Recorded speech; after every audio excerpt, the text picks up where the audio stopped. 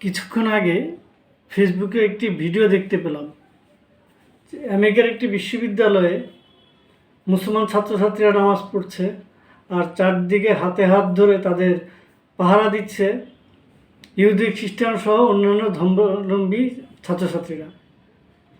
আচ্ছা, আমরা কি ভাবতে পারি যে বাংলাদেশ, পাকিস্তান বা অন্য কোনো মুসলিম দেশে হিন্দুরা মূর্তি পূজা করছে আর আমরা এরকম যারা ভালো মুসলিম, যারা শান্তি সম্প্রীতিতে বিশ্বাস করি, তারা এভাবে হাতে হাত ধরে তাদেরকে পাহারা দিচ্ছি যেন জামাত শিবির, চরমোনাই বা হেফাজতের মতো উগ্রপন্থীরা তাদের হামলা করতে না পারে।